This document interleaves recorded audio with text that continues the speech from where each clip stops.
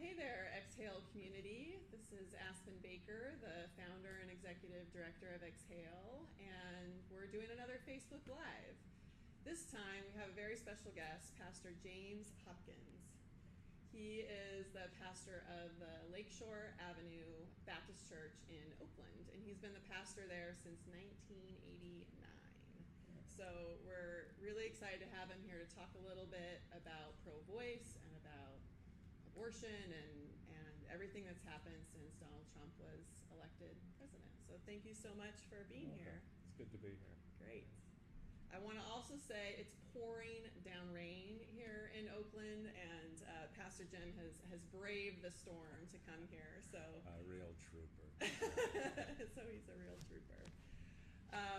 So the first question that I wanted to ask you was, my co-founder, Reverend Susan Chorley of Exhale and current board member, launched this pro-voice tour to talk about her abortion from the pulpit at churches nationwide. And you were one of the first churches to invite her to do that. And I'm wondering, why the heck would you do that?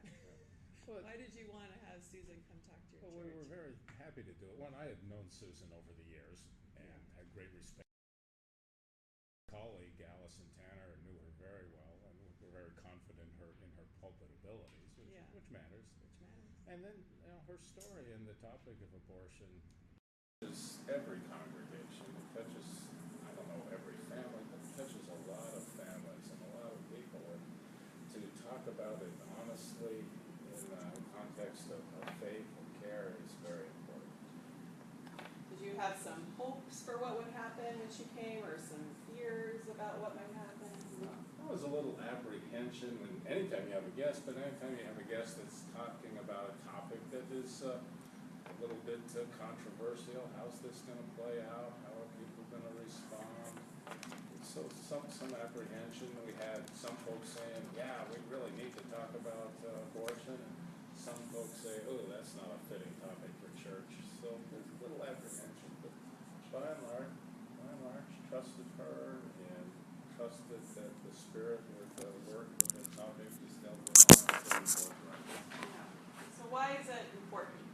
Why is it important to deal with something openly like that? Well, I'm a preacher and I deal with texts all the time. And the biblical text, voice matters. Okay. Chapter 1 of Genesis, God speaks. Okay. Something happens. And throughout the biblical stories, people use their voice to express care, to call for hope. Sometimes all we have is our voice. And so to recognize that voice matters and speaking honestly matters. And also, and I know that when things are kept secret, they manifest themselves in a lot of ways that are not very healthy. And so to talk honestly about hard things is a way of moving forward in care and grace and hope. I'm wondering how because I know part of your role as a pastor is to really care for all of these people that are in your congregation and in your church. And so how do you see that manifest when things don't get talked about? What do you see? Well, I see unnecessary pain. Mm-hmm. I see unnecessary shame. Mm-hmm. I see unnecessary guilt. I see unnecessary judgment. It's not. Silence is usually not very healthy. And case in point, for Susan to come and share her story, for people to be able to say, I too, or my daughter too, or my sister also, or my next door neighbor also made that decision. And some of them had to keep it sheltered from their family, and that was always a source of pain and fear and ache. Just to be able to bring that into the light was helpful to a lot of folks. And to do it in the context of faith, that this is somehow what God would have us do, to talk honestly. Really? Yeah. That's not always the case, and so that's part of my role of pastor is to say to our congregation in lots of ways, come, let's reason together. Mm-hmm. Mm-hmm. I was able to be at your church when Susan gave her sermon, and I know that you mentioned afterwards that there was a couple people that didn't come that day. Right. And so, how does that work in your church, where you have these differences of opinion or disagreement? Well, as long as they keep giving their offering, I'm fine. No, I think it's really important for congregations, and to say, okay, you can't come today. That's formidable. Yeah. That doesn't mean you need to be excluded from us. Yeah. It doesn't mean you need to be cast away. If it's hard for you to come, let's have a cup of coffee and talk about it. That's great. And let's stay in touch, because community endures. Opinions, understandings, they all change. Yeah. Issues change, but community endures. Community endures. So I'm getting a little note from our production crew that we need to speak a little louder. So I'm going to try to do that, and if we can try to do that, then we can make sure that our voices are heard here. Being heard matters. Being heard matters. So, one of the reasons that I'm having this conversation with you is, since the election, since Donald Trump was elected as our next president, the community of Exhale, of the pro-voice movement, has been really struggling. And, people are responding in a wide variety of ways to what this new reality is. And I'm just wondering if you could talk a little bit about what's been going on in your congregation and how people are talking about it and dealing with it, or if you have any plans. Yeah, sure. So one of our fundamental faith commitments is that God is neither a Democrat or a Republican. Okay. But that being said, Yeah. in our congregation, which is center, left of center, a lot of folks are really struggling with the election of Mr. Trump. How could this happen? Yeah. What does this mean for racial justice? What Yeah. does this mean for sexual minorities? What does this mean for personal freedoms? Yeah. What does this mean for war and peace? Just lots and lots of concerns. And again, it's really important to give voice to those concerns. Yeah. And not shush them. I mean, one of the great concerns is the religious people can be really good at shushing. Shh, shh, Yeah. we don't talk about that. And so next week, which is the inauguration week, on Thursday evening, we're going to have a pre-inaugural service of prayer. And a big part of that will be space for people to lift their prayers. Not in a censored way. There might be folks that want to say, thank God, we've needed a president like Mr. Trump for a long time now. Mm-hmm. Fair enough. And I know a lot of folks will say, oh, God, stay with us. The weeks ahead, the months ahead, the years ahead are going to be very, very hard. Please lead us and guide us and keep us from going off the cliff. Mm-hmm. Some of our folks will be on Friday standing on the Golden Gate Bridge as a sign of support for the people who are often put down and disparaged by the Trump policies, a lot of times the Trump supporters. And then on Saturday, some of our younger adults are hosting a program called Pause, a place to reflect. Sanctuary will be open, there'll be some music, there'll be some activities, there'll be a labyrinth to walk. Just to come to grips internally, peacefully, quietly with what's going on, and maybe clarify our own values and what's the voice that's rising within us. Yeah. Well, what I like about all of those different events that you have planned is sort of something that speaks to everybody, from prayer to silence to, public organizing and a public stand of some kind. Well, that's, people raise their voice in different ways. They raise their voice by speaking. They raise their voice by doing something with their hands. Mm-hmm. They can even raise their voice by sitting quietly. I mean, that's a big part of that understanding is we're all wired differently. Yeah. So I'm curious if you typically have events planned like this for every presidential inauguration. Is this something that you do? Not that I remember. Not that you remember. No. So just now. I do remember that when President Obama was elected in 2008, a very diverse congregation.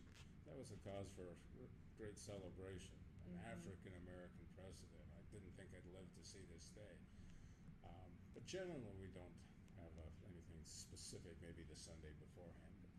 But there's a real anxiousness, anxiety, and pain with this particular there's a way for the people in your church to come together. Come together in the context of community, in the context of faith. I was trying to say we keep our souls with us at all times and all places. So there's so much that's unknown ahead. There's a lot of complicated situations, and there's no simple answer for sort of what each individual or what each church, what each organization is going to need to do in the years ahead. And so I'm wondering if you can just talk a little bit about what you think a single next step is, or what is one thing, if we think about this community out here and of Exhale, people who've had abortions, people who felt silenced or shamed or stigmatized in some kind of way. What's a next thing that we can do? I think it's really important for each of us, and in communities as much as possible. I always try to move to the community, but it's really important to achieve some inner clarity, again, personally, communally, about what are our essential values. And having gained some clarity on those, then how are we going to externalize them? To take these values into the public arena. That's where they need to live. And for a lot of moderate folks, middle class folks, going public is hard. We're quiet people, we're gentle people, we tend to be private people, but to go public is going to be demanded of us, and that means sometimes being willing to be divisive. We don't like to be labeled, you're an obstructionist, or you're divisive, and that may be required of us. No, it will be required of us in the months ahead, simply to be true to our values. But being clear about our values and true to them is that's faith. So what helps you do that? What helps you step forward and potentially be labeled as something that you don't like to be labeled with because you feel like you have to do it? What helps you make that happen? Well, certainly as a Christian minister, as a follower of Jesus Christ, that's one thing Jesus did. Took his values public and was disparaged for that. Care for my family. Like, I got 4 grandsons now, 3 years under now, and I am really concerned about the world that we are bequeathing to them. And I want them to know joy and peace. I live in Oakland. I want them to go to fairyland and enjoy it and not worry about what's going on in the world that's going to stop them from doing that. And so, but that requires something else. We have, what kind of world are we bequeathing our children and grandchildren? That's got to be one of those questions that shape our values. So we have a couple of other questions. And I'm wondering just if you have any words of comfort or advice for other congregations that might be listening who are struggling with the election. Well, you are not alone. We are not alone. And I'm aware of a whole host of networks. The Roman Catholics are having a big convention, a global convention almost, in Modesto in February of public communities, I think is the word they're calling it. There's congregations coming together. I know an organization we're part of, Oakland Community Organizations, is putting together discussions on how to resist the policies of Donald Trump. So just there are movements out there. You're not alone. Great.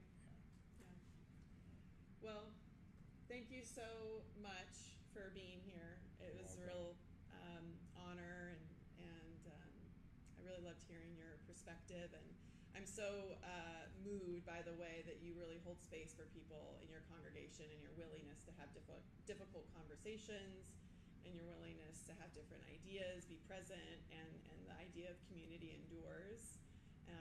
Thank you so much for sharing that with us. Hey, thanks for your good work. Thank you. We're in it together.